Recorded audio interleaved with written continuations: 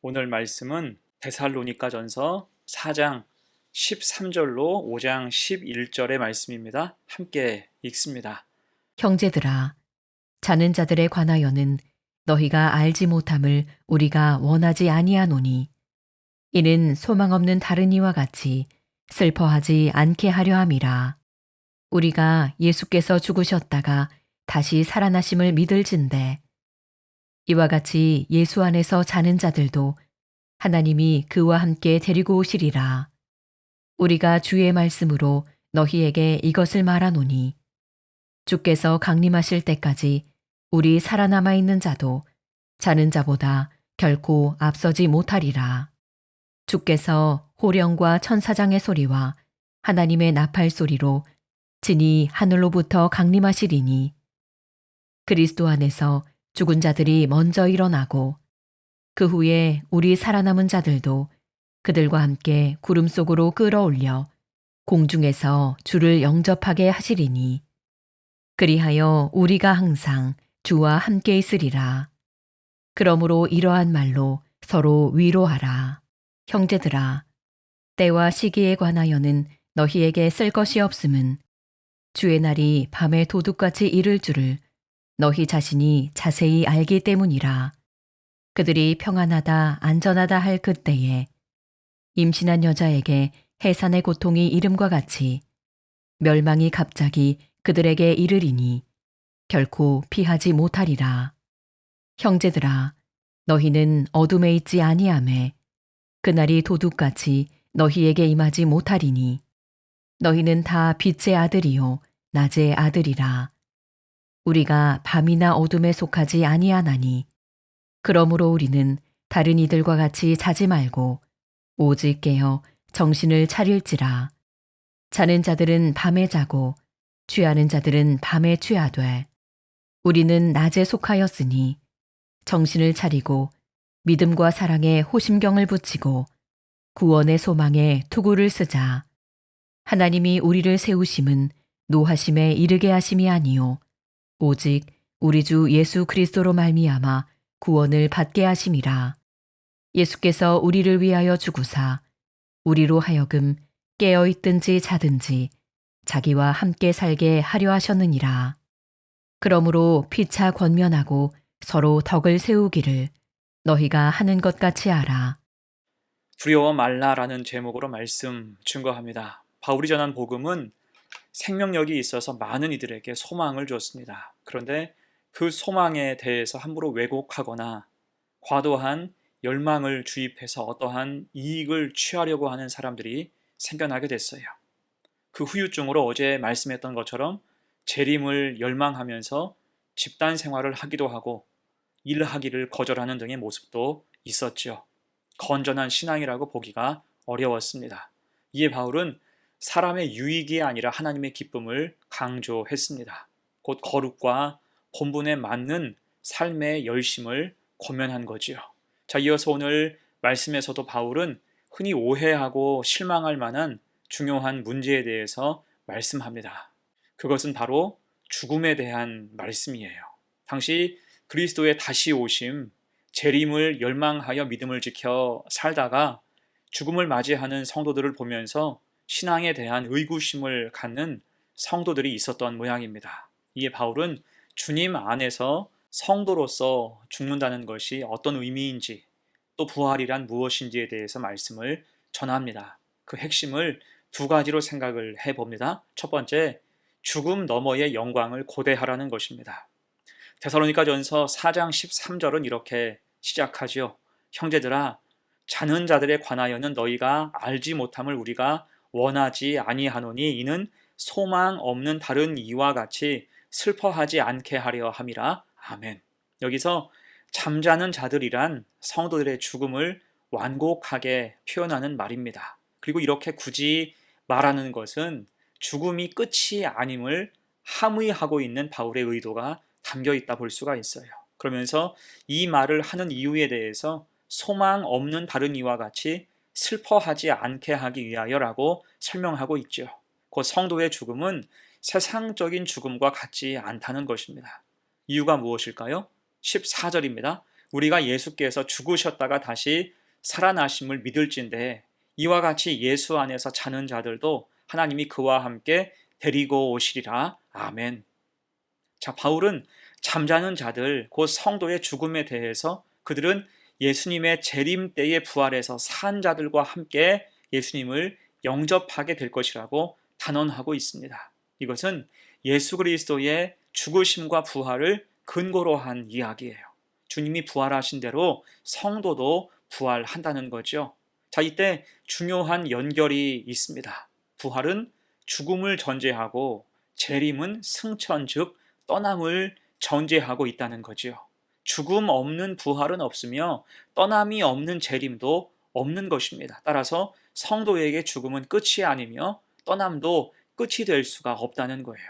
이에 바울이 13절에서 죽음을 잠으로 바꿔 말하고 슬픔 대신 소망을 부각한 이유도 여기에 있습니다. 주님이 그렇게 사망 권세를 이기시고 부활하셨고 재림을 약속하셨기 때문입니다.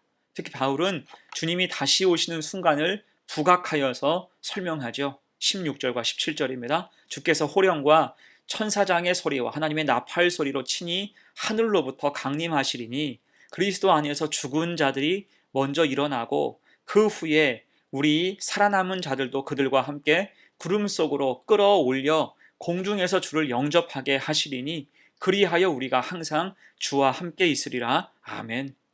자, 이 순간은 영광의 순간입니다. 나팔 소리는 하나님의 사람들, 성도들을 부르고 모으는 소리죠. 그때 먼저 죽은 성도들 그리고 살아있는 자들 누가 먼저라고 할 것도 없이 공중에서 주님을 영접하게 된다는 것입니다.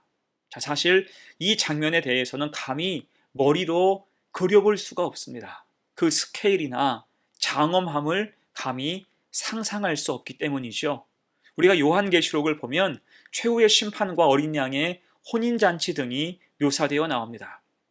이것 역시 머릿속으로 그려보기가 쉽지 않아요. 이것은 우리의 인식 수준을 아득히 뛰어넘는 너무나 놀라운 일들이기 때문입니다. 다만 성도는 믿고 소망하면서 그때를 기다려야 하는 것입니다.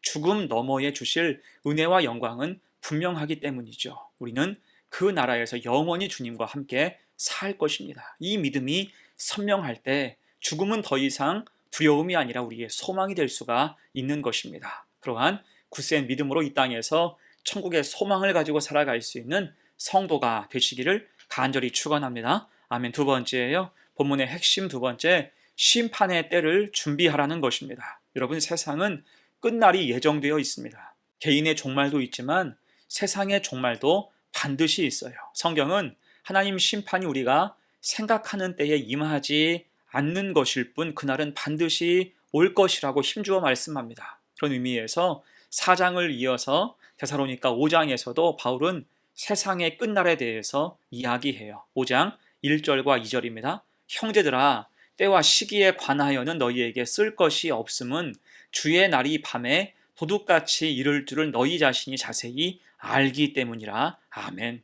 여기서 때와 시기라 함은 바로 세상의 끝을 가리킵니다.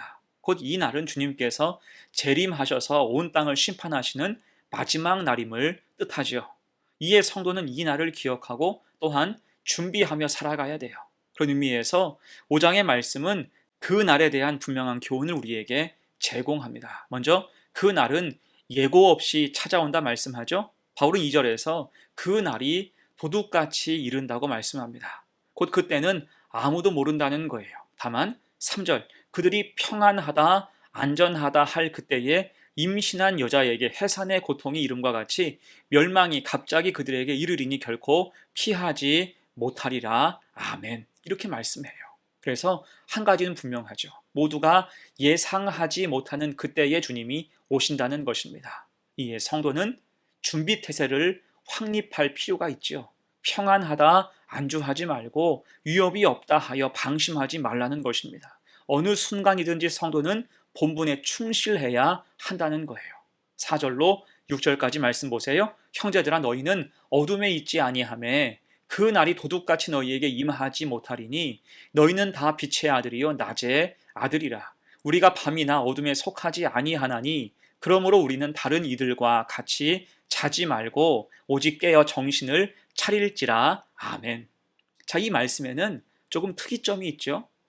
조금 전에는 주의 날이 도둑같이 임한다고 했는데 이 말씀에서는 그 날이 너희에게는 도둑같이 임하지 못한다고 말씀하고 있습니다. 여러분, 이 차이, 이 뜻이 무엇일까요? 이것은 준비 태세가 확립된 자, 믿음으로 준비된 자는 주님이 언제 오셔도 문제가 없다는 것입니다. 왜요? 이미 빛의 아들로서 밤이나 어둠에 속하지 않았기 때문이에요.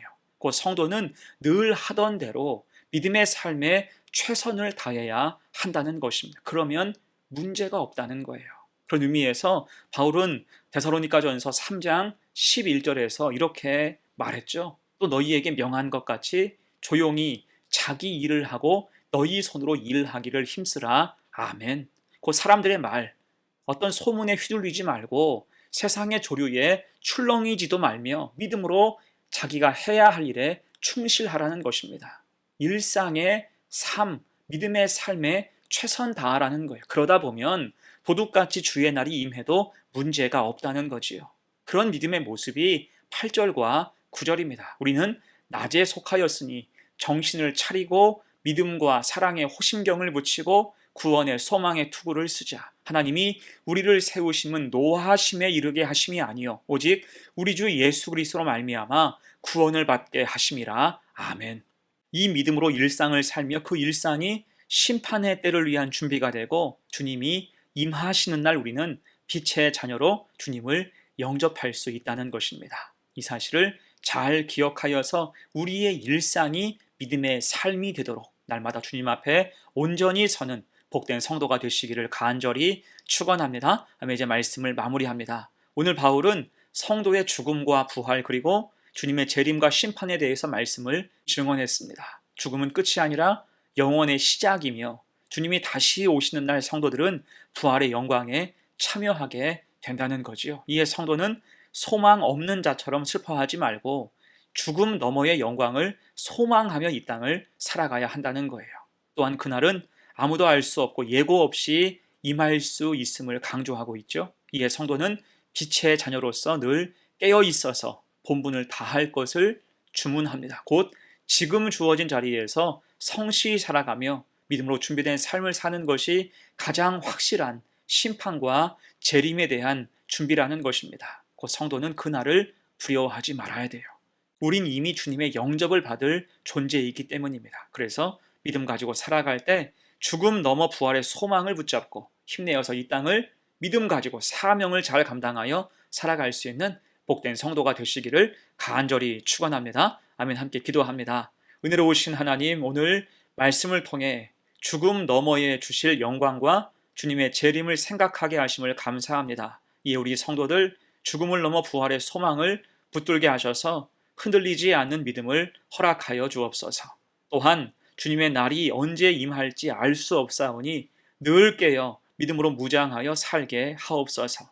세상의 소리에 휘둘리지 않고 맡겨진 자리에서 성실히 주님을 기다리는 믿음의 삶을 살아가게 하옵소서. 그래서 마침내 주님 다시 오실 그날 주님을 기쁨으로 맞이하며 영원한 영광에 동참하는 성도들 다 되게 하옵소서. 감사드리며 예수님의 이름으로 기도하옵나이다. 아멘.